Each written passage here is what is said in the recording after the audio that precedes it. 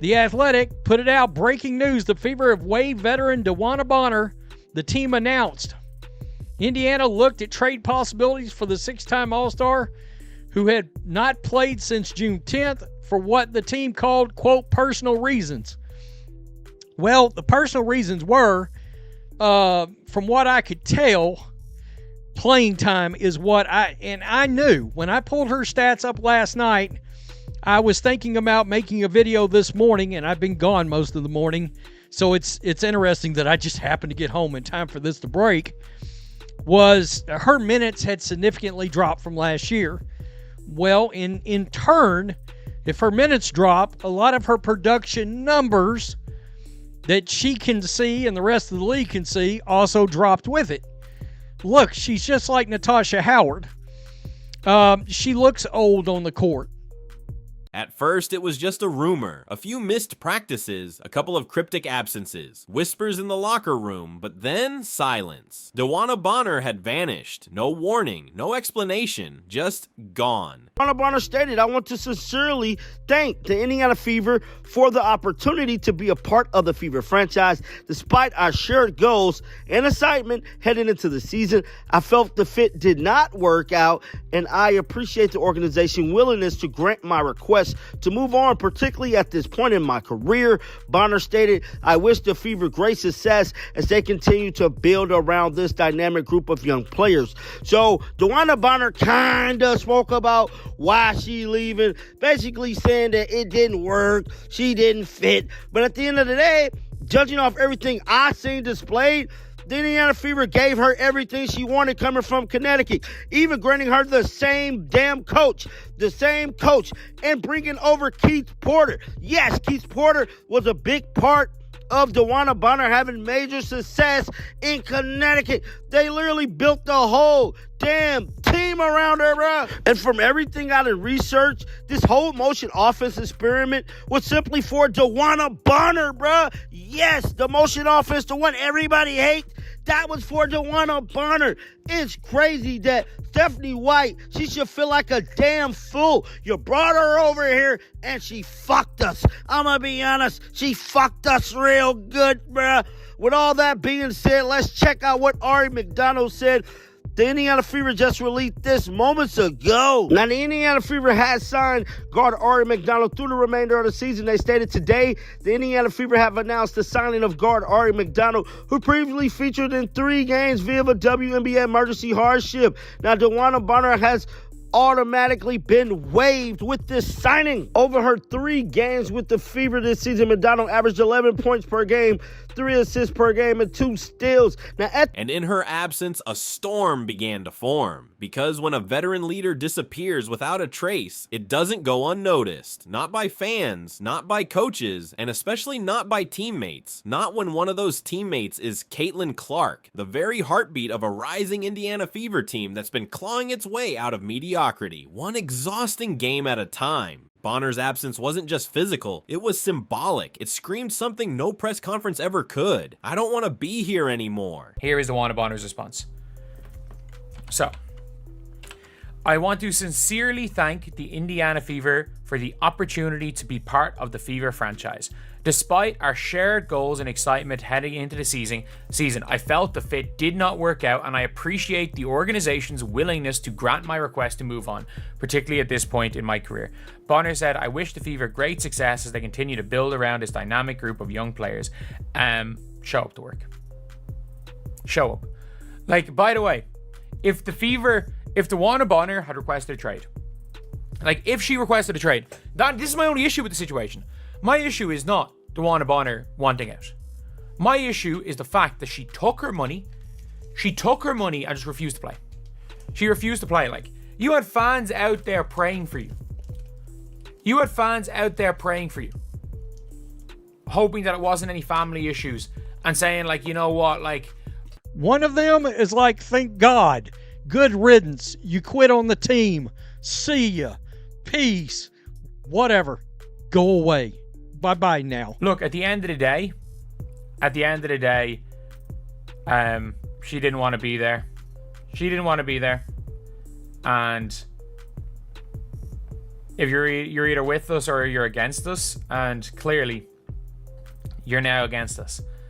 And when the league finally responded with a hefty 5-figure fine, it wasn't about money, it was about sending a message. No one is above the team, no one is untouchable. But deep beneath the headlines, a darker question began to spread like wildfire. What was DeWanna Bonner really thinking? And what pushed her to this level of silent rebellion? Because what followed was no ordinary team conflict. It was something far more painful. Something that cut to the heart of leadership, trust, ego, and betrayal. Sources inside the Fever locker room began painting a picture that felt less like a basketball issue and more like a personal unraveling. Bonner wasn't just skipping practices, she was skipping connection, ignoring playbooks, ignoring coaches, ignoring teammates, and most damning of all, ignoring the very rookie who had gone out of her way to welcome her with open arms. It all started when the spotlight shifted. Caitlin Clark, the phenom from Iowa, wasn't just good, she was magnetic. Media coverage exploded, ticket sales skyrocketed, jersey sales broke records, and slowly the spotlight that had once belonged to veterans like Bonner was now fully shining on a 22-year-old rookie. To some it was inspiring, but to Bonner, the WNBA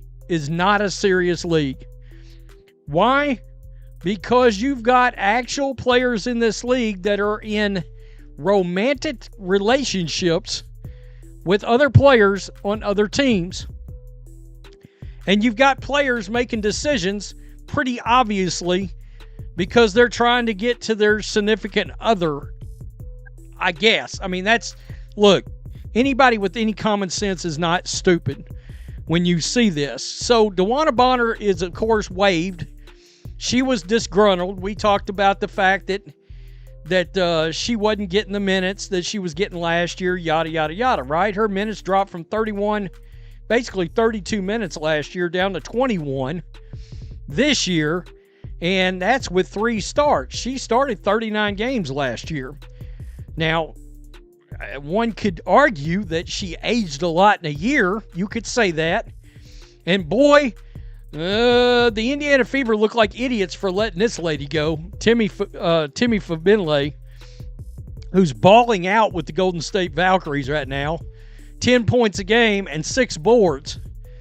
That's one of the people that replaced that DeWanna Bonner was backfilling. Right? Gave her 200,000 large, right?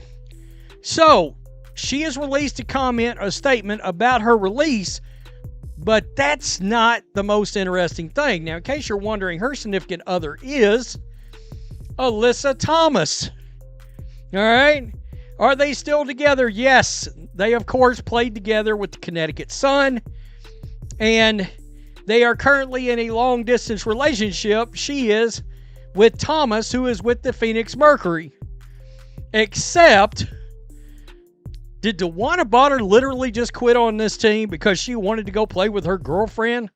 it stung. What we're witnessing, insiders now say, was not just a vanishing act. It was a slow, painful meltdown triggered by envy. Her minutes were down, her stats were dipping, and rather than using her legendary status to uplift the locker room, Bonner retreated into her own ego. She wasn't ready to be second to anyone, one assistant reportedly said, not even to Clark. This wasn't leadership, this was quiet mutiny. And then came the twist no one saw coming. According to multiple insiders, Bonner's heart had never truly been in Indiana. Her eyes had always been on Phoenix, where her fiancé, Alyssa Thomas, was already building a contender. Bonner signed with Indiana not out of passion, but out of necessity. The contract was lucrative, the opportunity felt stable, but her emotional loyalty, it belonged elsewhere. So when Phoenix finally made cap space, it all unraveled, fast. The so-called personal reasons Bonner gave for her absence, they weren't about mental health or burnout. They were about a calculated exit. The plan was never to endure. It was to stay just long enough to collect checks, absorb the preseason hype, then walk away the moment her preferred destination opened the door. That's not just betrayal, it's manipulation. And it wasn't just a betrayal of the front office or the fans. It was a personal betrayal of Caitlin Clark, the very player who had vouched for her signing. Clark had envisioned Bonner as a mentor, a guiding force, a championship ally. What she got was a ghost. And the reason we have to talk about DeWanna Bonner is simply because this situation is crazy. It is all around crazy, and I think it is fully understandable that people are pissed. I think it's fully understandable. And we gotta talk about this, because she is currently forcing her way towards a team, and by refusing to play.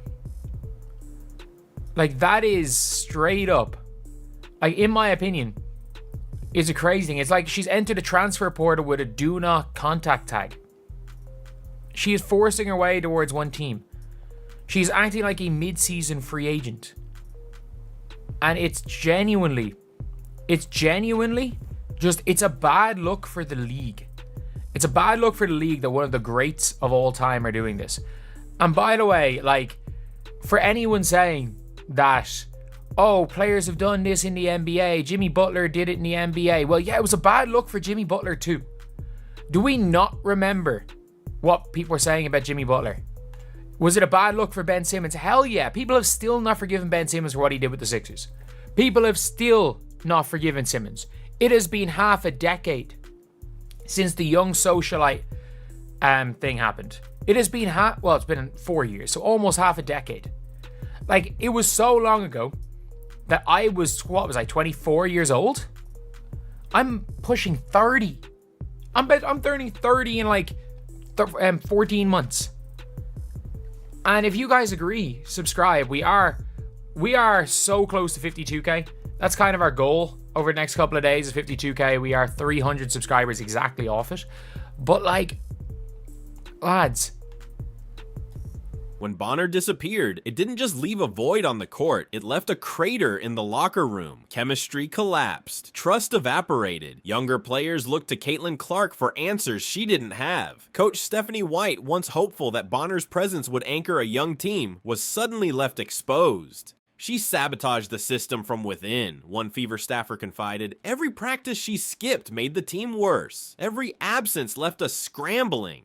And the damage wasn't just tactical, it was emotional. Caitlin Clark, already playing through double teams, dirty fouls, and targeted aggression, was now carrying the emotional burden of a fractured locker room. She wasn't just being asked to lead, she was being asked to heal, to explain, to justify, to defend a teammate who had long stopped defending her. So, one could say Lexi Hull partially took her spot.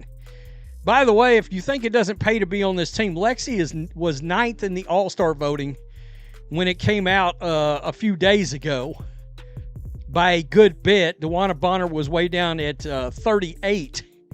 Okay, so this is where I tell you that this is not a serious league. Teams have been advised not to claim DeWanna Bonner off of waivers per Annie Costabile. DeWanna Bonner prefers to sign with the Phoenix Mercury. The Phoenix Mercury. Right here. This is the original post right here. I mean, that is wild. And the fact that she didn't have any conversations, really, recently with Stephanie White, the coach.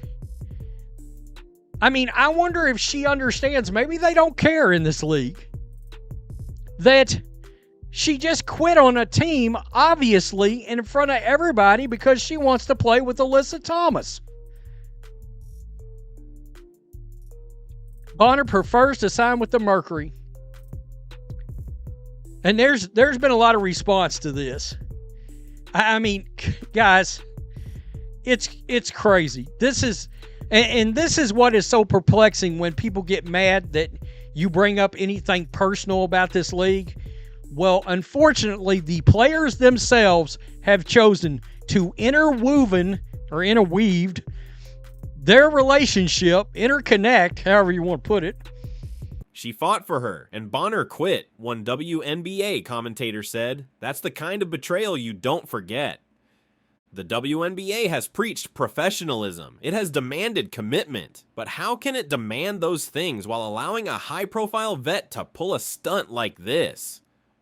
If Bonner escapes with just a fine, what message does that send? This is the Ben Simmons playbook all over again. Ghost the team, cite vague personal reasons, collect checks, then force your way to the destination of your choice. What happens when the next frustrated vet does the same thing? If the league doesn't act decisively, suspensions, contract voids, salary clawbacks, it risks becoming a league where player drama replaces team loyalty, where front offices lose credibility, where fans lose faith, and where rookies like Caitlin Clark, who give everything for the game, are left abandoned by the very veterans they once idolized. Indiana has a choice to make. They can hold Bonner's rights hostage, force her to sit, forfeit salary, make a legal point, or they can cut ties, eat the cap hit, and move on. Sources say they're leaning toward the latter, looking at hustle veterans, overseas stretch fours, anything to plug the hole Bonner left behind. But no matter what they choose, the emotional damage is done. The locker room has been wounded, and Caitlin Clark's trust, that's not something you rebuild overnight. This isn't just about basketball anymore. It's about principle. It's about loyalty. It's about how envy can rot even the strongest foundations. DeWanna Bonner didn't just leave a team, she left a scar. A reminder that leadership without integrity is hollow, that jealousy can turn role models into wrecking balls, and that sometimes the people you trust the most are the ones who cut the deepest. To the WNBA, draw the line. To Coach Stephanie White, stop chasing names, start chasing character. And to Bonner, if this was always about love over loyalty, then own it, but don't pretend it was anything else.